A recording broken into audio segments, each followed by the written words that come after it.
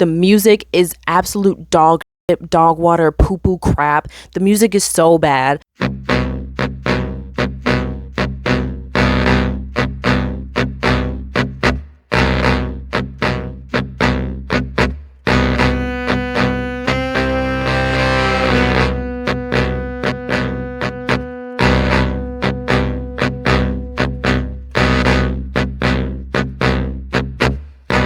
Hello everybody, welcome back to the Unemployed Movie Critic YouTube channel. Thank you for joining me. Thank you for all the support on my recent videos. So, it's Oscar season. There's always snubs, there's always unexpected nominations, things that I think are a little bit overblown. I came across this article earlier this week about horror films being snubbed for the Oscars. Horror is just kind of a genre that the Oscars don't take seriously, that they should. And one of the films that they mentioned was I Saw the TV Glow. And I recently watched I Saw the TV Glow. I know it came out probably, I think in the summer of 2024. I didn't get a chance to watch it, so I was a little late to the game again. But I just wanted to talk about this movie, what I thought about it, and I really just think in this exact moment in time, it feels very relevant to, I guess, what's going on in America, I would say. And, you know, I just kind of want to dissect it, talk about it. I thought it was very interesting. It was one of those movies that I just kept thinking about after I saw it. So wanted to take a minute to talk about it.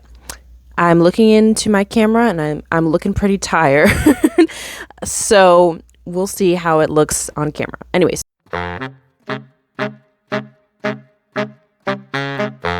Just right off the bat, I kind of found the movie to be like a little bit of a slow burn. But that being said, I didn't dislike it. I really liked it a lot. The ending really got me. I just wish it would kind of pick up.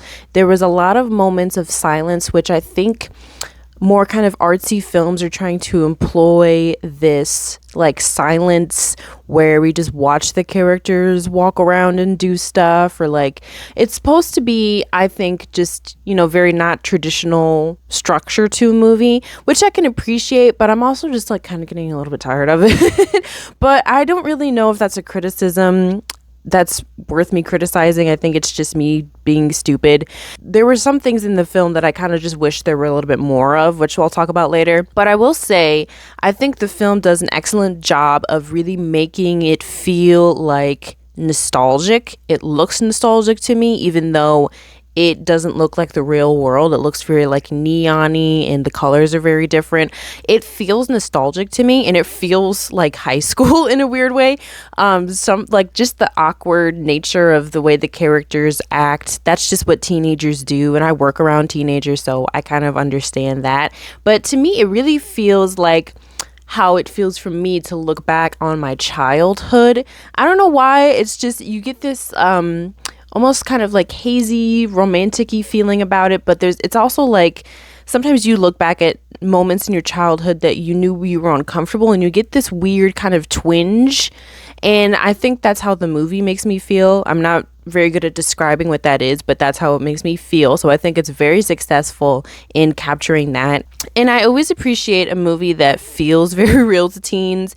They talk weird, they have weird ways that they go about talking to each other, and friendships are weird, drama is silly, they engage in a lot of goofy drama that isn't that serious, and they don't really know how to express certain things, or they worry about expressing their feelings to one another. It just really encapsulates that teenage feeling, and I appreciate when a movie isn't just, you know, kind of guessing about what teenagers actually do. These teens felt very realistic to me. If you haven't seen the movie, this is going to be a spoiler.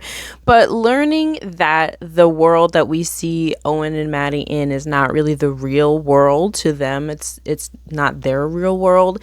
It does, looking back at the movie, feel more like a TV set. So something that I kind of immediately thought when I was watching the movie is the high school is called like Void High School, and the TV show is called The Pink Opaque. And both of those names just sound very fake TV to me. And I was like, okay, this is like kind of losing me in the realism. But looking back, some of those cheesy elements, I think, make it a lot of more fun now, because it's not really a real world. It's this imaginary world that they've been put in. So it does make sense that some of the things, like some of the elements that I found cheesy, I can excuse it and I'm not mad about it. I kind of like it now. And just like the way that adults behave and talk, and Owen's dad is like watching this TV show and you can't even like decipher what they're saying on the TV show, and he's just kind of mindlessly staring at it. That all makes sense now in the context of it's not really the real world. It's an imitation of what the world is supposed to be, even though their real world is like has ghouls and goblins in it. I don't think this is super intentional, but anytime there's a fish tank, I'm like, oh, this is like The Graduate, isn't it? And I can kind of like draw parallels to that, where, you know, The Graduate, the fish tank is you're just kind of being observed. You're just kind of like floating around through life trying to figure out what's going to happen next. The main character Benjamin talks about like just floating around, and I get that feeling as well with I Saw the TV Glow. And also just like the glow of the fish tank, I feel like fits into the aesthetic of the movie. And, you know, the teens, they're not really sure what they're doing in their life either. They're just kind of floating around trying to figure things out. And they feel very entrapped like a fish would in a fish tank. They can't really leave their environment. They're just kind of stuck in this small environment that they know is not really natural to them. So I kind of enjoyed that element as well. The Graduate's one of my favorite movies, even though Dustin Hoffman is a bad person.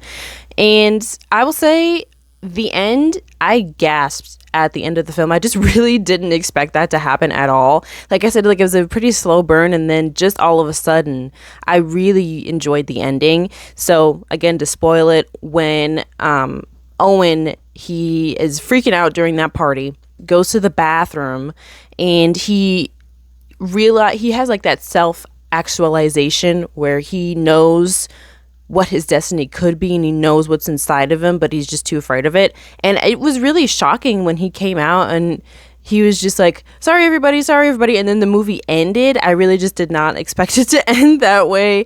That was really intriguing to me. And I will also say it was very nice to go on Letterboxd and see in the comments of this film, people were just really talking about how they really felt seen, or they just really felt more comfortable in their LGBTQ identity. And it seemed like people really found like a sense of community with this movie. And I am glad for that. That was like just a really nice thing to see, that people were really coming together over this film and recognizing the same experiences and really feeling a sense of like catharsis, that somebody could kind of understand their feelings that they weren't maybe able to articulate. So that was a very nice element as well. Okay, so here are some of my criticisms. These are kind of like more shallow criticisms, honestly, but I will mention them just because that's what I do. I'm a big complainer and I'm a big yapper. So like I said, I found it to just be a little bit of a too slow of a burn. So I felt like most of the middle was a little awkward to me. Right when Maddie goes missing, things after that kind of seem to pick up in a way. And I just wish when Owen and Maddie, I wish their friendship would have been explored more. And I think that would have made the film a more intriguing watch to me. It would have been kind of fun to see them find community in one another. But I guess, the story doesn't have to be about teens finding community with each other, I guess, but I just would have liked to have seen that. I think it would have been a more fun watch to see that happen. And just the whole middle where Owen and Maddie were not talking to each other and he was just like watching the videotapes. I just kind of didn't understand that direction, and I just wish they would have been hanging out together. I think that would have been more compelling to me, especially at the end, because after Maddie runs away and she tells Owen, let's just run away together, and Owen has to go to his friend's house and tell his mom, tell my dad I've been lying this whole time and that I haven't actually been sleeping over here. I just think it would have made more sense if he was just going over to Maddie's house all the time, like every weekend. It just would have made more sense in the story to me. So I kind of just wish we had that, and it would have just been nice to see them have a really nice close friendship. And it just felt very awkward, their friendship, and I know that was intentional, but I just think it would have meant so much more if they became really good friends and were really close to each other, and then Maddie went missing. Then it would hurt more that Maddie was gone, I think. And I also just wish there was a little more humor. Of course, it had its funny moments, but I just wish it was like a little more silly. Teens are so silly to me that I just wish we had more of that, and I wish we kind of just saw them do their little teenage things, which I think is just really funny. I say that like I'm an old person, but I'm closer to a teen than I am to a 30-year-old because I'm young. And I just also wish there was a little bit more scary elements in it. So, it's branded as a horror film, but it wasn't really scary to me. So I actually wish we would have seen the scary monsters that were in the Pink Opaque TV show. I wish we would have seen them come into the movie and kind of like haunt our characters a little bit. And of course, that didn't have to be the focus of the film. Maybe just like a couple elements here and there, just more, eeriness and creepiness. I think A24 is really, really branded as, the Ari Aster like film company. And they do a lot with this like very creepy, uncomfortable feeling. That's kind of their bread and butter. A24 is really good at that. And I just kind of wish we had a little bit more of that. It didn't quite meet the horror itch that I was kind of looking to scratch, I guess. I just wish it was a little more uncanny, I guess, or more creepy, more unnatural and unnerving. I wish we saw a little bit more of that. Oh, you know what else I wish too? I wish we saw a little bit more of Owen's life as an adult. So I think the film would have benefited if it was like 15 minutes longer and we got to explore just like a little bit more, because Owen describes after Maddie left, time moves really fast, and I enjoyed that explanation. I guess I thought that was kind of a good way to explain this weird feeling that you're going through. But I do wish we could have seen a glimpse of like Owen's family. He mentions he has a family, and how that might be, looking back, it might be something that is tying him to this reality in this life, even though he knows it's not his true life's meaning. I guess he's not really following what is intended of his life and who he is supposed to be. So I just wish we saw a little bit more of that. I wish we saw more of his adult life, even just like through little glimpses, through little flashes would have been fun. Quick analysis of the film, just some things I liked and wanted to talk about. I think it was kind of interesting that there seemed to kind of be a little bit of this love connection between Maddie and Owen, even so, because Maddie says when she and Owen reconnect as friends that she's gay, and she's like, I like girls, right? But even despite that, it seems that there is some kind of love connection between Maddie and Owen, and I think that's really sweet, because Owen is supposed to be a trans woman, as we find out. I mean, as you can imply, you're supposed to draw that from the film. He's supposed to be Isabel. So I think it's really sweet that she seemed to be kind of developing feelings for him. I also wish like that was maybe explored a little bit more. I think it was okay that it was just hinted at, but I just thought that was a sweet element, and Owen didn't even realize it because he doesn't even know that he's supposed to be Isabel yet. I just think the film does a really good job at kind of making you feel this weird, like, kind of like Beau is Afraid, this weird feeling that it's not really natural, and you're just kind of like drifting around through life and things don't quite look natural. And I think that's because Owen is constantly living in this state where he feels like disconnected from himself and disconnected from his identity, and so he also is kind of feeling that he's just kind of drifting around through life, and it feels kind of funny. If you've ever felt that feeling, I don't really know exactly how to describe it, but I think it can apply to a lot of different circumstances. And I think in Owen's circumstance, it's definitely this like kind of dysphoric feeling, I guess, or this feeling of just like not really being real and missing something. He mentions early in the film that he feels like there's something empty and missing inside of him, and I think the film does a good job at just making you feel that way, just based on how it looks and how it moves around time. So I honestly don't really know how they did it. I can't really point my finger at a specific element that they use to make you feel that way, but I thought it really did a good job of, it kind of makes the viewer feel like you're just floating around and you're just kind of like getting glimpses and memories. It almost looks like you're watching a memory in a weird way. I think it's also compelling that Owen doesn't even change towns. He stays in the same town and he lives with his dad even into adulthood, and then when he gets a house, he's still staying in the same town with the same people. The same thing is happening, and Maddie says to him, you know, we're supposed to get out of here. I just have this feeling that I know we're not supposed to be here, and that if we stay here, we're gonna die. And so I think Isabel or Owen will die because Owen cannot move. He cannot change what he's already known, and so that's why he's afraid to follow his true destiny of becoming Isabel.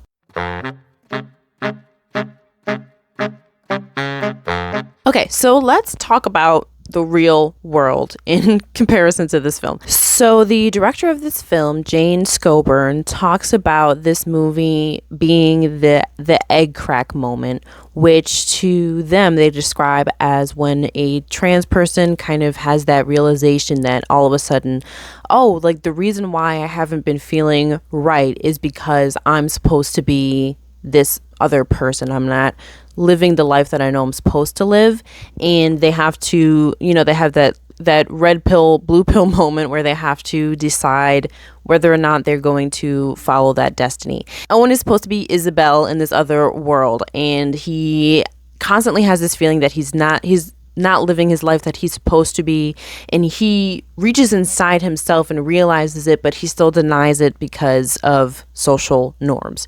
And I just really think this movie, you know, it really had people within the community, trans people, talking about the feeling that they had within themselves and sharing stories on TikTok. So there was kind of this movement on TikTok. It was like I saw the TV glow, and people were sharing slideshow pictures of themselves like pre-transition or after the transition, talking about they knew that they saw this destiny for themselves. They knew they were supposed to be a woman, for example, but they were just too afraid. They felt too uncomfortable to try to change it, or they got backlash from family and friends, so they were just like, oh, that was just a phase, whatever. And finally they were able to really reach who they are. And I thought that was really sweet movement, a cathartic feeling for the people within that community to kind of finally see a movie that reflects them.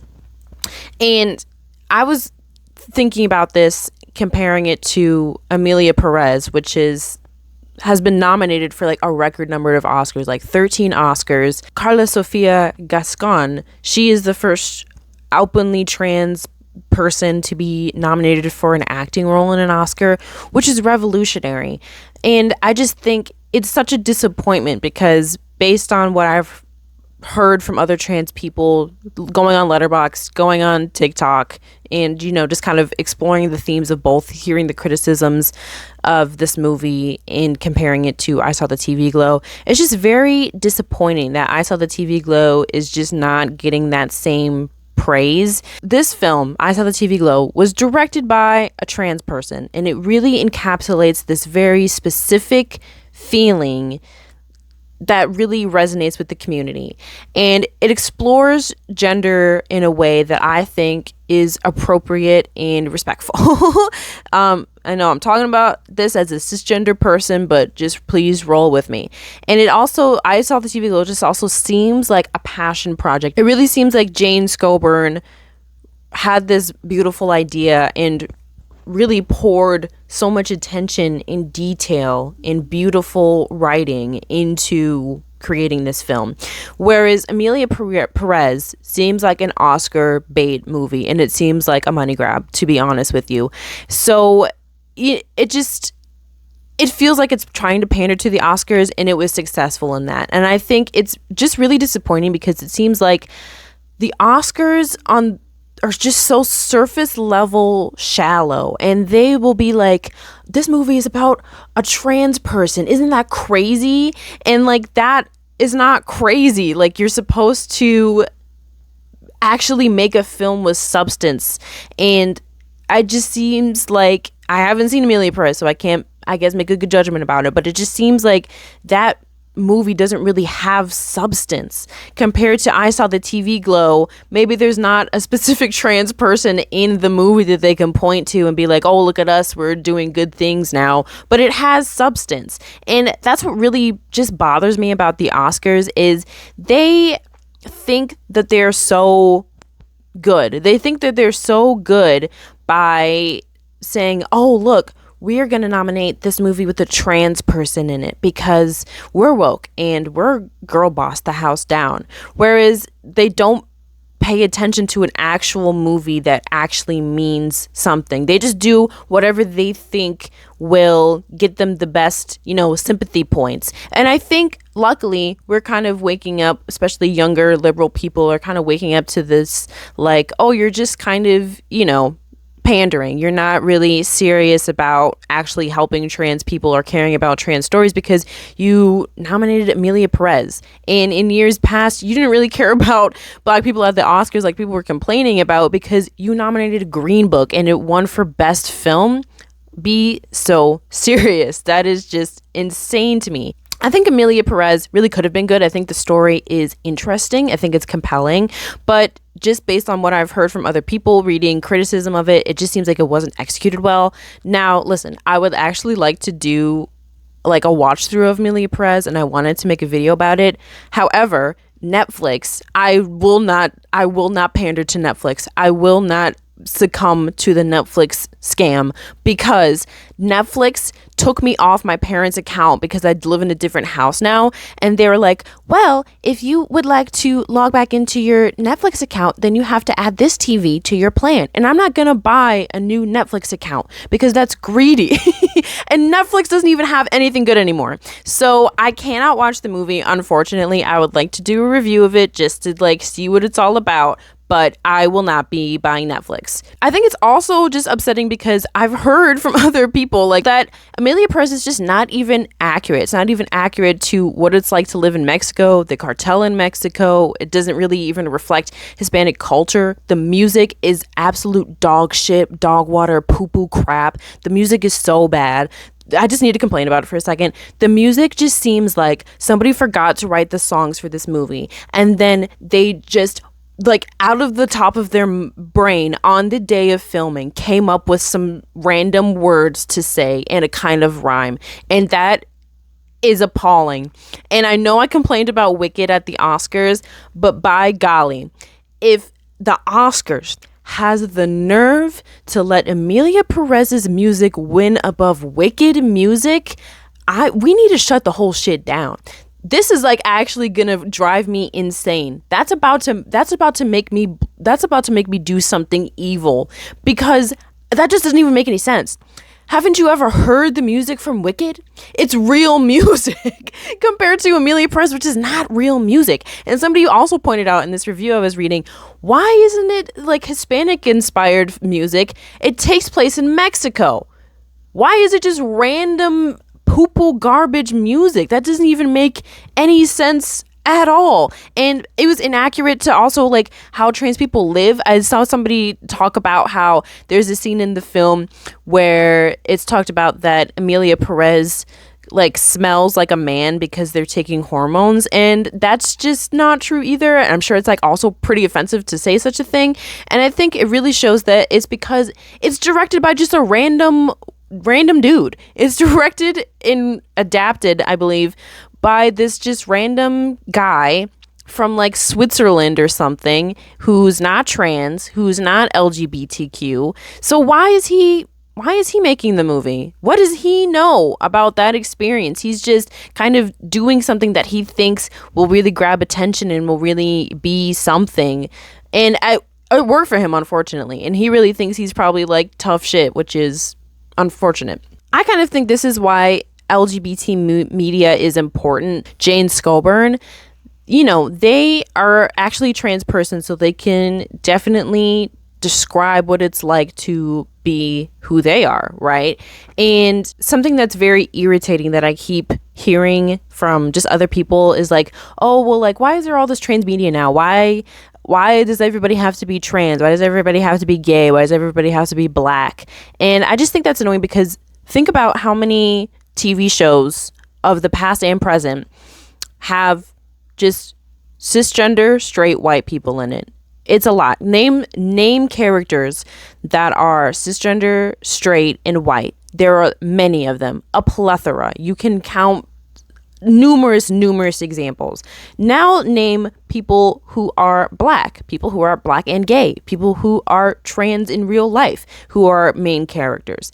The list is a lot smaller. Look at that group and then look at this group, and then you can kind of see what the issue is, like what we're talking about. And so I just think because there's representation now, people are thinking that it's like all over the place, and that's just like not only annoying argument but just also kind of like stupid. Like, just think about it for a minute and you'll understand why. You know what I'm saying? It was like a little bit of a smaller trend on TikTok that I saw, but people talking about their trans phase and how, you know, some teenagers go through a phase, truly it is a phase for them, where they are trying to understand their gender identity. So maybe they went through different pronouns for a little while. Maybe they wanted people to, you know, treat them as a male while they were assigned female at birth. And then, you know, through that process, through living that way, they decided, oh, you know what? I actually don't think this fits with me. But I just think that's a very normal process, and it should be a very normal thing for teens to be able to do. I think if we lived in a perfect world, human beings are supposed to try to figure out who they are.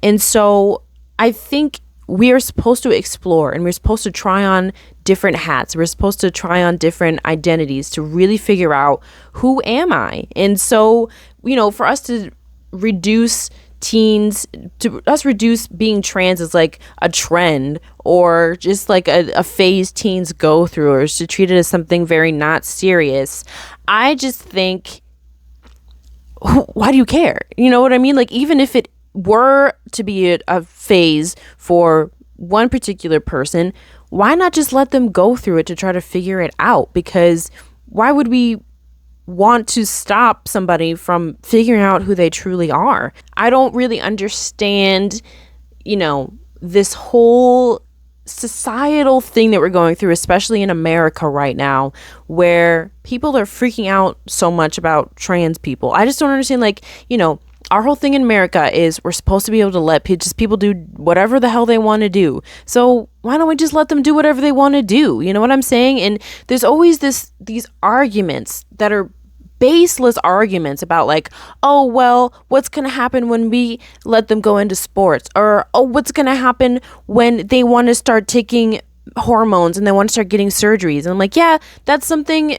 I think we're focusing on the wrong part of what's happening. Like, that's something that would happen down the line on a very case by case basis. The very first thing that we need to all come together at and understand is we can just let them do whatever the hell they want. Why does it matter? Why does it matter if your kid like decides to dress in different, you know, gendered clothing or go by a different name? Why can't we just let them do that and not get all pissed off about it? And then afterwards, we can figure out the other stuff. Not that I'm saying the other stuff is not important. You know, I definitely have my opinions about what should be allowed to happen, but I think people are really just fear mongering with all this random stuff. And I also will say, as far as trans people in sports, especially this is the stupidest argument to me, especially in like the high school, middle school, and lower level, when they're kids.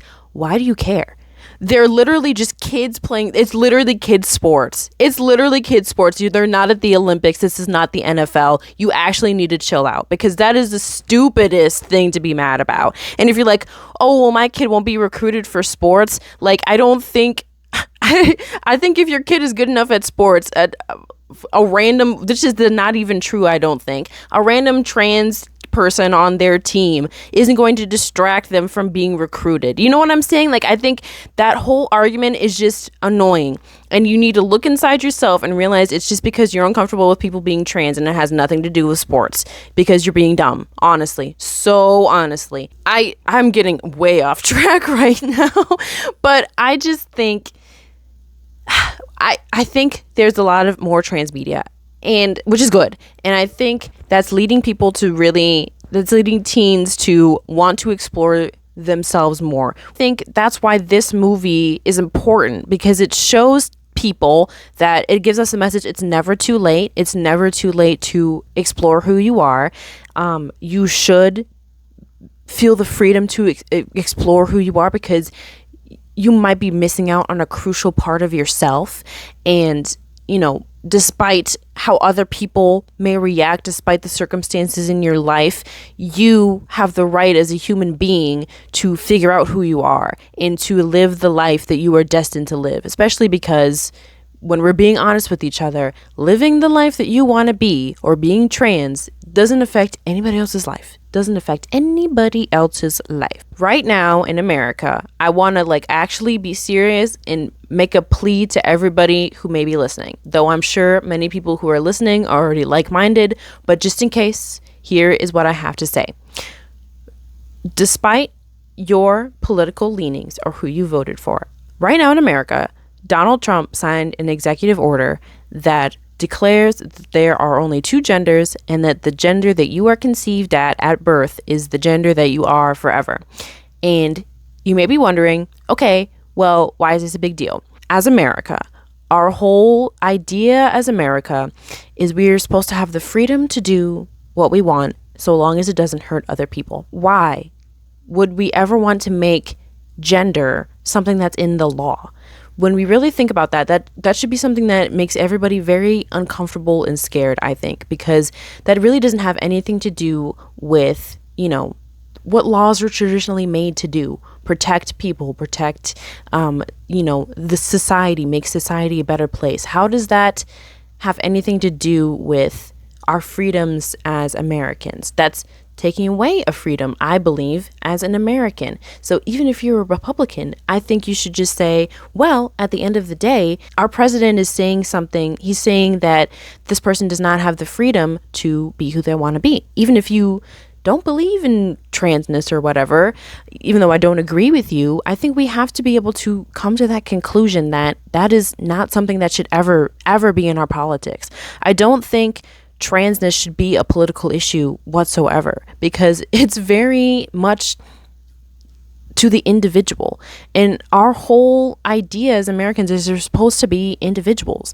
And, if you have religious feelings about that, even though, of course, I don't agree with you about that. I just don't.